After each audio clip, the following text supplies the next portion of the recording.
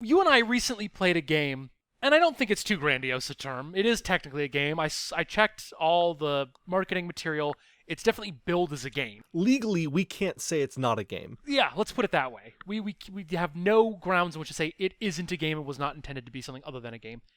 Wolfenstein Youngblood. Yes, I remember that one. Do you? Because I almost forgot. It's really that imperfect of a game. And that's why we're here today, isn't it?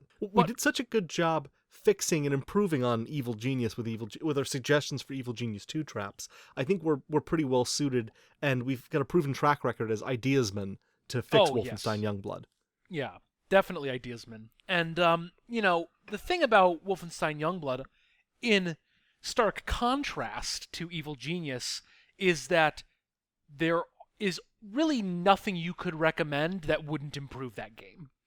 It is, I would say, very much a blank slate upon which you can build up really any foundation, and it will be stronger than what you started with. So, to that end, I ask you, Andy, what would be your first idea for an improvement to Wolfenstein Youngblood? Well, it's a co-op game. We agree on that. Mm-hmm. I wonder if it would benefit having more sisters in there. More sisters? Yeah, like what if you had like quintuplets? Oh, all a with four-person quintuplet co-op game. Or five-person quintuplet. No, 4 is, I think, a little bit more dynamic and interesting. Like, if I had seen 5, I'd be like, yeah, I expected that. But if you see a 4-person quintuplet game, you think, what the fuck's going on here? I love the idea that there's always one sister that's left out. You Yeah. got Soph and Jess and Mare and Jean and Zeppo. And Zeppo never gets to play. Zeppo the imaginary sister.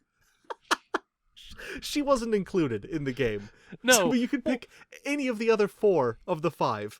Well, when you play the sequel to that game, which is a prologue to the game you're actually playing, you find out that she was sucked into the Boîte Diabolique. Maybe Zeppo Blaskovich is like the Barbara Gordon of the group. Everyone's saying it. Zeppo Blaskovich is the Barbara Gordon of the Wolfenstein series. Oh, let's put that on the book jacket. I assume it's going to be turned into a book. So I think more sisters are probably a good thing for them. Okay, so simple, easy idea right out of the gate. 4-person co-op as quintuplets. Yep. Simple to implement, makes a lot of sense, immediately improves the game, presumably balances out the absurd combat that currently exists. Oh yeah. It's much more balanced because now you have 4 young girls ineffectively shooting Nazis with pea shooters and potato guns. Now, to that point, here's my suggestion. Mm-hmm. We already have this idea in this universe that the Nazis are all about this idea of kind of like bionics and like basically creating non-human super soldiers, right? I want to know, where do you think I'm going with this? I just know it was the beginning of, the Nazis are all about this idea of, and thinking, oh god, what is he going to say? Equality. And bionic tolerance. super soldiers. Oh, thank god. Yes, I'm following you. Let's build on that. Yeah. Sorry to interrupt. Well, it's less of a build on top of and more of a kind of a sideline to that. What if instead of building these very mechanized super soldiers, which sort of work within the context of the game's combat, but I think something that might be a little bit more accurate is if they had sort of hybridized these Nazis with sea sponges. I thought you were going to say rather than making them more machine, make them more human. Just add additional human parts. No, that's untenable. You can't make a Nazi more human.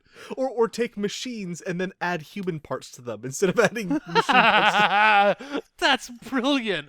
It's brilliant because it's so absurd because unlike the current idea of humans augmented with bionics, that just would be a bunch of disgusting, disembodied human parts nailed to a machine. Just imagine a vacuum cleaner with 3 arms stapled to it. Terrifying. Imagine a tank with legs. I always do. Oh. Instead of like a caterpillar track, just a couple of wheels that are legs on a spindle. So it's just like the spokes of a wheel, but they're just legs with feet that just push it forward. That's terrifying. What if we made it a little bit more family friendly? We made them actual caterpillars. Oh, that's adorable. I feel like the Nazis kind of underplay the ability of doing these sort of animal-machine hybrids. They did something... Most of their dog-based work seems pretty bomb-heavy, if I'm honest. It does seem like a waste of robot dogs to just explode them the first chance you get, doesn't it? I mean, and, like, how many dogs, you know? And then the cleanup. Like, I don't know, that's weird to me. You've got all these very advanced robotics, and yet... Instead of going the very obvious route of creating some very simple drones with bombs on them, which they clearly have in the game, they have flying drones that shoot machine guns at you, they instead tie these bombs to dogs, which I just find very suspicious. I wonder if it's more of like a surplus problem. Like, they had the dogs. If anything, they had too many. Like, so someone who was at the armory was able to get a budget for 3 million bombs that are the size, the size and shape to be fitted to a small animal, and then realized that he had no use for them, but had to justify next year's budget. So, I mean, just strap him to a bunch of dogs. Well, I was gonna say they already had the dogs, so he had the budget for 3 million dogs, and they realized, like, we don't actually have a real use for 3 million dogs, but we've now got the dogs. And we didn't really consider into the budget the kennel upkeep. So what we need to do is both rid ourselves of dogs and blow up women. Ideal solution to that problem, explosive dogs. For fuck's sake. I'm not going to pretend that it was a firm yes from everyone in the meeting the first time. I think it's the sort of thing you soft sell, and then in like the further staff meetings, you keep hitting on those notes of like, guys, remember how I brought up the whole thing with the dogs and they explode and they kill the women? I think we really need to move on that. The data's promising. The dogs are here. They're ready to run. You know, it's a real shame that they only use dogs as well, because had they tried to do some bionic implants on some more animals, we could have gotten closer to my dream game of a World War II alternate history era Beast Wars. Oh, that would have been amazing. Where you could just have giant robot ants and cheetahs and monkeys fighting Nazis in alternate era 80s. Well, that's odd that they'd be fighting the Nazis. Did they turn on their masters? I assume that these were robot Nazi animals with a heart of gold that then turn on their masters and fight for the Allies or whatever they're called in this world. Oh, that's such an amateur mistake by the Nazis. To get the animals with the hearts of gold? Idiots. It's hubris. It's sheer hubris. Just turn the evil animals and stick to that. Why do you have to turn the cute animals? Now, here's a thought that I've just had. Is it cats? It's not cats, because Okay. I don't think that you're going to be able to effectively bionic cats and use them in a Oh, no, environment. I'm purely thinking cats. just thinking about cats in general. I just think, like, could you play up the allergy angle? I know a lot of people have allergies to cats, and everyone who has an allergy to cats that I've been exposed to has been very adamant they can't even go near a cat. So, like, just have them. Just have them around. Too many. If you need, and because you always have the dogs, so like it's never a problem that's gonna get out of hand. You're thinking of some kind of mission where you know very specifically that some Uber commander is allergic to cats, and you're trying to smuggle in like a calico under your jacket or something, and just keep it in his desk drawer in the vents above his office. Sometimes the best methods are the simplest. But anyway, you were going to say something that wasn't cats, which is weird, but carry on. Yeah, I figured I'd take this in a slightly different direction away from cats. Nazis have been a mainstay of the Wolfenstein series for quite some time. But what if they weren't? What if we improved this game by an old switcheroo of there being no Nazis whatsoever? Turns out the Nazis were the friends we made along the way. I can't even parse what that means. I have no idea what the real Nazis are the friends we made along the way. I'm picturing that with all 5 Blazkowicz sisters just kind of like skipping through burned down Paris. Yeah. That's a postcard I'd buy. I don't know why. I mean, who you send postcards to anymore? It's absurd. Get rid of them. Just get rid of them across the world. Get rid of them. Postcards. A message that everyone can see? It's insane. Anyway. No, I like it. We're not moving from that yet. I like that that's your specific frustration with it. Well, the pictures are all right. I mean, that wasn't going to be the problem.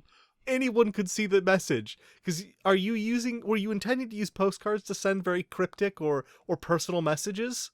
Yeah. Well, because I can't afford envelopes and the things that I write stuff on. I'm not made of money. I'm not the Nazis.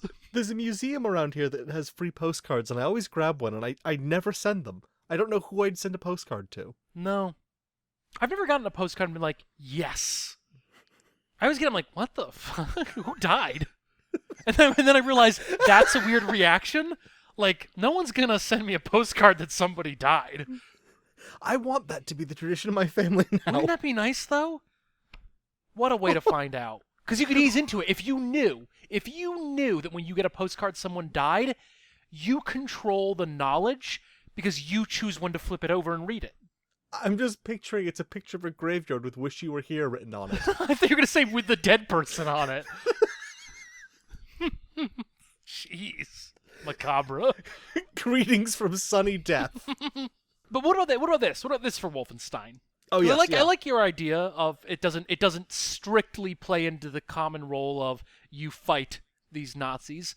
What if it's a mechanic simulator game where you play one of the Nazi engineers? No combat. No. You never even hear combat. You're just in some factory building tanks. Just building tanks, building exploding dogs, like whatever crazy shit these lunatics come up with. They're putting out all these weird requisitions, and now you've got to figure out how to cobble together all this absurd stuff. And maybe it's not even like like you always think of Nazis like they have they're engineering heavy, right? So they've got like all these advanced schematics. I'm almost imagining like it's a Crayola picture drawn by Hitler of a dog exploding, and like that's your schematic. Can you make this? It's like, what the fuck is this? And Himmler's like, yeah, he's really losing it. That would be a sick game. I'd play that. Right? Well, I like the idea of this character that maybe is getting a little tired of being a Nazi, wants to defect, and he figures the best way he can fight things from the inside is just by building worse and worse tech. But the Nazis are just so excited about any kind of new tech, regardless of how nonsense it is. Just, he puts up these exploding dogs, like, great, exploding dogs, 1 million of them, get it to us right now. Oh, that'd be brilliant. Now he has to figure out, okay, I didn't really intend to explode 1 million dogs. We gotta source these dogs, and we gotta train them to just run at only people not wearing Nazi uniforms. There's a lot of logistical problems that need to be solved for a horrible plan like that. Oh, definitely. And what fun it would be to solve logistical problems in a game. That's one of my favorite things to do in games. You used to deal with logistics, sourcing of raw materials, budgetary concerns. Yeah, and just like all the inbound, outbounds, all the acquisitions, like it could be a real blast of a management sim. Could we add Gantt charts to it somehow? Could we add like various Gantt charting related stats and abilities? I mean, how else are you going to manage these projects? I assume they don't get done quickly. They're very advanced. They're very complicated. There's a lot of moving parts. Rome didn't build exploding dogs in a day. No, they didn't, despite their lack of trying. Yeah. They did build a lot of burning pigs, which I think is equally absurd, really. Did they? I don't know about this. Yeah, I don't. Maybe it wasn't them. Maybe it was maybe it was the Germans. Maybe it was the. Yeah. No, I'm pretty sure they had war pigs. But it may not have been the Romans, but they had the idea of pigs that they would cover in flaming pitch. I mean, you can kind of see where they're coming from in terms of the terror, but my God, the smell must have been phenomenal. Oh God, I mean, I think that's what Robin Williams was talking about when he said he loves the smell of... What did he love the smell of? I actually forgot what he was talking about. Was it burning pigs in the morning? It probably wasn't burning pigs. I'm actually completely lost on what this reference is. Yeah, I am too, now that I think about it. Was it Good Morning Vietnam? There was some movie, but may not have even been Robin Williams. I mean, there was the thing in Apocalypse Now where the guy saying he loves the smell of napalm in the morning. That's the one. Okay. What am I thinking of with Robin Williams? And, conversely, can we get him into this game? I don't really know what his role is. Is he going to do kind of like gags from his previous roles, like Fossey, Fossey, Fossey, and then whatever the hell fucking the genie says in Aladdin? Or is he going to do like his own thing? I like that you remember Fossey, Fossey, Fossey, but not a single thing the genie might have said in Aladdin. Just none of it is as immediately memorable to me. It's your standard genie fare, but we're really off topic now. Yeah. I think we've come up with a lot of good ideas for saving this game. Yeah, I mean, any of these ideas implemented is an improvement. All of them implemented is a mess, but still a better mess than what actually was released, which is incredible when you think about it. When I eventually get around to listening to this, instead of just playing more DOS side-scrollers, we'll find out. Gotta. So someone's got to play them. It's not going to be you. If you don't, and I cannot emphasize this enough, no one else will. I think we're still the only video for Lugnut Math City. And there are good reasons for that. People look at our coverage and they say, well, we're not going to beat that. Yeah. They can't compete with our archival. It's like, there's some things that you see, you think, there's no point in even attempting to do that. Someone's already done it better. Dillon and Andy, they are the start and the end of all Lugnut Math City. Well, that's definitely some bizarre fantasy you have. No one said that. There's simply no way. You just wait. I'm frantically creating a new YouTube account.